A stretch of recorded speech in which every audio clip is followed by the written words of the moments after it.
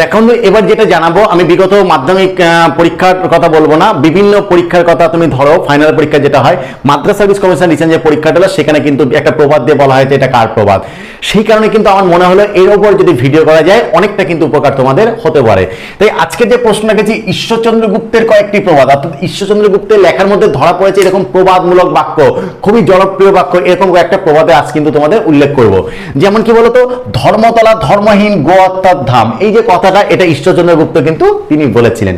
তবে কি বলেছিলেন, এত ভঙ্গ বঙ্গদেশ তবু অঙ্গে ভরা, এটা প্রচুর পরিমাণ পরীক্ষা আসে, এত ভঙ্গ বঙ্গদেশ তবু অঙ্গে ভরা, এই কথাটা কার? এটা ঈশ্বর গুপ্তের কিন্তু কথা ছিল।